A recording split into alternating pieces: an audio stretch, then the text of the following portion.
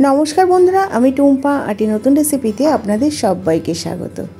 आज के शेयर करब दई पटल। पटल पोस्त बा पटलेर दम खेते खेते एकघेয়েমি लागছে, ताई आजकेर रेसिपि दई पटल। पटलटाके खोसा छाड़िए माथार दिकटा एइभाবে चिड़े निয়েছি। पटलेर पुरो खोसाटा किन्तु छाड़ाइনি। एबार नुन हलुद माखिए पटलटाके रेखे देब। मिक्सिर जारे काजू किशमिश और टक दई दिएছি। যেহেতু দই পটল দইটা একটু বেশিই দিতে হবে। এবার একটা মিহি পেস্ট তৈরি করে রেখে দেব, পরে রান্নাতে ব্যবহার করব। কড়াইতে সরষের তেল দিয়ে দিয়েছি। তেলটাকে গ্যাসের ফ্লেমটা হাইতে করে দিয়ে ভালো করে গরম করে নেব। এবার নুন হলুদ মাখানো পটলটাকে ভেজে নেব। গ্যাসের ফ্লেমটা কিন্তু হাইতে রেখে দিয়ে পটলটাকে লাল লাল করে ভেজে নেব। পটলগুলো ভাজা হয়ে গেছে, উল্টে পাল্টে লাল লাল করে ভেজে নিয়েছি। এবার পটলটাকে অন্য পাত্রে তুলে নিচ্ছি।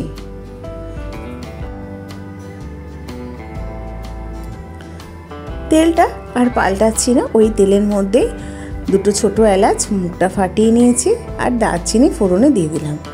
আর দিয়ে দিলাম হাফ চামচ আদা আর 1 চামচ লঙ্কা বাটা। সামান্য জল দিয়ে ভালো করে আদা লঙ্কাটাকে কষিয়ে নেব। ওই হাফ ইঞ্চি মতো আদা আর 5টা কাঁচা লঙ্কা বেটে নিয়েছি। আদা কাঁচা লঙ্কাটাকে 1 থেকে 1.5 মিনিট ভালো করে কষিয়ে নেওয়ার পরে হাফ চামচ হলুদ গুঁড়ো, হাফ চামচ কাশ্মীরি লাল লঙ্কার গুঁড়ো, হাফ চামচ জিরে গুঁড়ো আর পরিমাণ মতো নুন দিয়ে ভালো করে কষিয়ে নিচ্ছি। তেলটা সেপারেট হতে শুরু করেছে। এবার যে ভেজে রাখা পটলটা এর মধ্যে দিয়ে দেবো।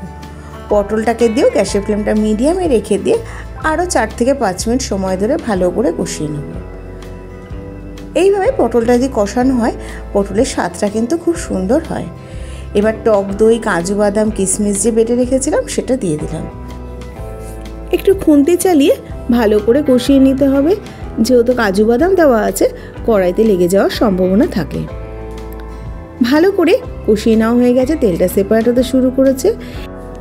এবার গ্রেভির জন্য হাফ কাপ মতো জল দিয়ে দেবো। মাখা মাখা করব, তাই জন্য আমি হাফ কাপ জল দিয়ে দিলাম। জলটাকে দিয়ে ভালো করে মিশিয়ে নিয়ে 1 চামচ চিনি দিয়ে দিলাম স্বাদটাকে ব্যালেন্স করার জন্য।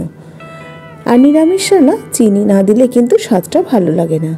দুটো চেরা কাঁচা লঙ্কা দিয়ে 4-5 মিনিটের জন্য ঢাকা দিয়ে রেখে দিলাম। গ্যাসের ফ্লেমটা মিডিয়ামে রেখে দিই। 4-5 মিনিট পর ঢাকাটা খুলে নিলাম। সমস্ত কিছুকে ভালো করে হালকা হাতে নাড়াচাড়া করে গ্যাসের ফ্লেমটা বন্ধ করে 5 মিনিটের জন্য স্ট্যান্ডিং টাইমে রেখে দিলাম। দিয়েছি, দেখতেও যেমন সুন্দর হয়েছে খেতেও কিন্তু দুর্দান্ত লাগে।